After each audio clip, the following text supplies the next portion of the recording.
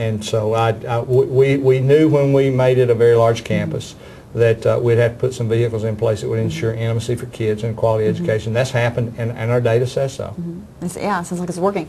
And so your other campuses, how did they rank with? We had a total of 6 recognized campuses this year, and that is as our economic status of our students continues to decline. We have an increasing number of children in poverty, and yet our test scores rank among some of the highest in the state of Texas. So we're real satisfied with our instructional programs for our kids. Let's talk a little bit about Pilgrim's Pride. Recently going through some challenges at Pilgrim's Pride with certain workers or Hispanic workers, and how is that affecting the student population? And if it is, what are you all doing to help that? Well, anytime you have layoffs in a community, and I would go all the way back to when the paper mill closed, we're taking the same approach this time as we did when our mill closed. We're concerned about kids' nutrition. We take extra special efforts to ensure that those kids that are qualified suddenly become qualified for free or reduced lunch, have access to that.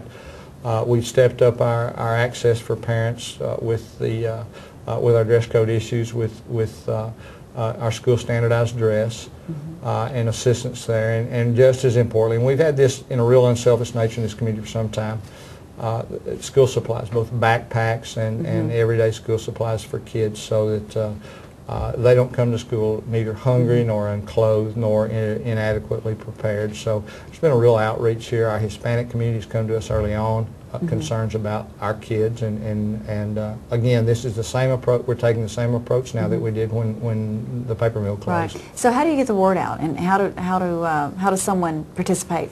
Well, several ways.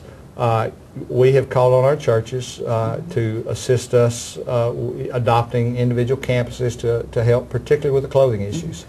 And then our Christian Information Center, CISC here in town, is another avenue for folks to help and give patronage to that. They have gone above and beyond, and more than just this year, in preparing to help kids, children in poverty again. And so there are a lot of ways for folks to interact. And then if they'll just contact their neighborhood elementary campus, and they can work directly hand in glove there, be a part of that parent-teacher organization and those local neighborhood organizations that have been quite active through the years to help kids be prepared for school.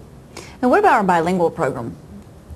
Is that, obviously it's got to be a growing program. Absolutely. It's one of our finest magnet programs. I'd make a distinction here between bilingual and dual language. Our bilingual program is for kids who are native language learners. And our area schools want those kids to come here and quite frankly say, well, they have the best program in Angelina County, Lufkin does, and they're right, we do. Our Hispanic kids are far above the state average in our tax testing as a district.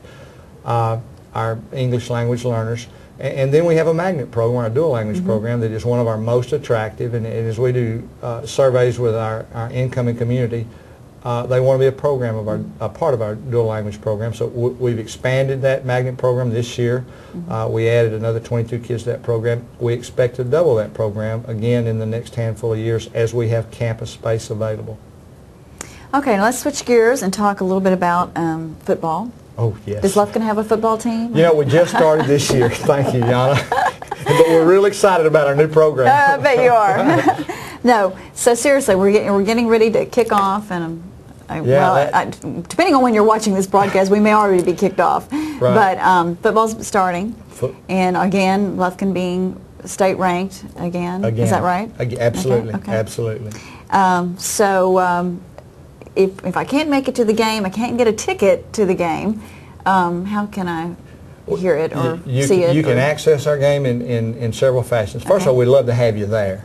You have a ticket? But you know, you'll have to find someone with a ticket. That's right. There are waiting lines already.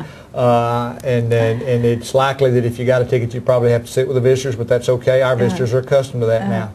But there are 2 other opportunities you have as well to either listen to our game. Y100 is carrying our broadcast. JP Heath is our voice of the Lufkin Panthers, and we're thrilled about that opportunity for JP.